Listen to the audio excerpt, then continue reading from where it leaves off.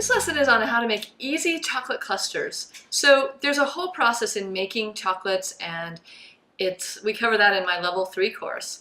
This one is just a quick and easy chocolate that you can make anytime, and it actually is one of my favorite chocolates to make. I make it a lot. Whenever I know I'm having company, I make it. Whenever I just want chocolate and I don't have a lot of time, this is what I make, and I really love it. Everybody that tries it loves it. And so let's just get started. How do you make it? You start with some coconut oil. So you can use this coconut oil is soft-ish.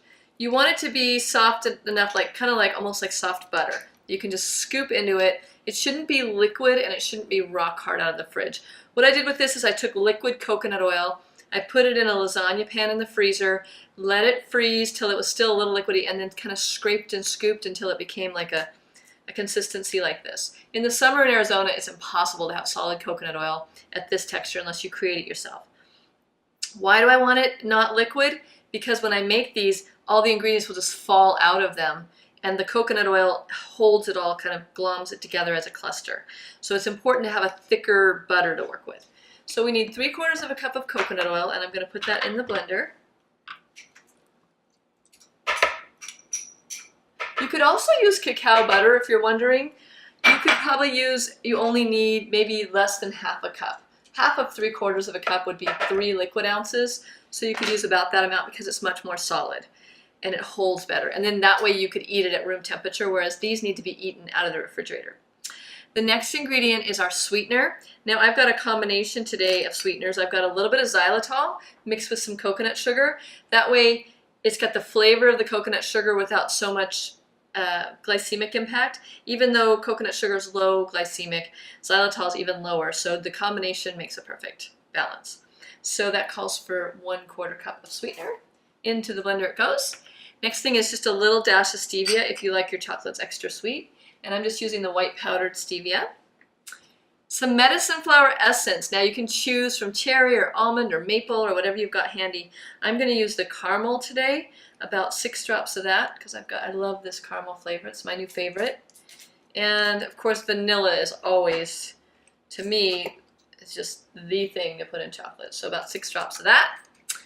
And some cayenne pepper and salt. Those are just going to bring out the flavors in this dish. And if you're someone who likes those salted caramel bars that they're selling now at the health food stores, add a little extra salt if you like it that way. Then a dash of cayenne, and that's just to bring out the flavor. You're not going to taste the cayenne. And then we're going to stop because the rest of it is all dry ingredients. Even our cacao powder we're going to wait on. And now all I need to do is just blend this until it becomes a paste. And I always want to start on low.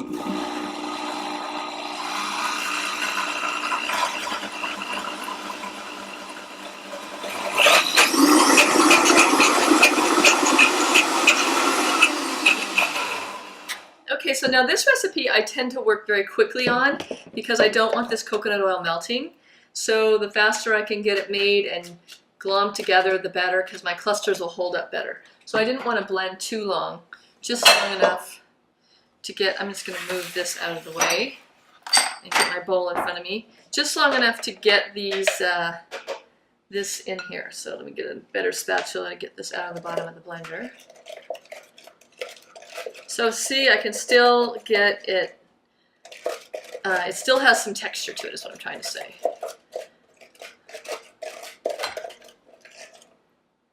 And if it starts to really melt and get soft, just pop it in the fridge for a second. Maybe 2 or 3 minutes while you're getting the rest of your ingredients measured. But I think I'm still okay. It's not getting too hot yet, so just going to work quick. So the next thing is we're just going to add the rest of our ingredients. I'm using carob powder today. You can use carob or cacao. Let's stir that in. And then the rest of our ingredients. I've got some cacao nibs, about 1/4 cup, 1/4 to 1/2 cup, 1/4 to 1/2 cup of goji berries. Now these are clusters, so these are going to be like a superfood for you to use before you work out. Some walnuts chopped. These have already been soaked and dehydrated. If you're going to use nuts that have been soaked, make sure they're dry. They've been dehydrated. And then about 1 cup of coconut chips or shredded coconut. And all that just goes into the mix, and you're making like a thick batter, a cluster batter. Now when I had my cafe outside of San Francisco in San Mateo, these became our #1 seller. We could not keep these in stock, and we were making them by the hundreds. because people found, because we were in a gym, that their workouts were better when they were eating this. Because remember I told you that coconut oil is one of the only fats that burns as energy in our body. We can actually utilize it instantly, just as you would use sugar. And with the cacao in there for energy and the little bit of glycemic index from the goji berries, it's a perfect pre-workout or post-workout or anytime snack. So on the note of working quickly, we're going to put a board down. Now you'll notice I've got it labeled chocolates only because we don't want to ever cut garlic or onion or anything on a board when we're working with sweets. So you want to label your board separately for when you're working with sweets. Then we're just going to put it into clusters like so, and I can tell my batter is melting, so I'm going to work quickly here. And we're going to pop this in the fridge as soon as I'm done. It's just 2-spoon technique. One here and one there. And this makes like the perfect size cluster. If it kind of starts to fall apart, just push it back together.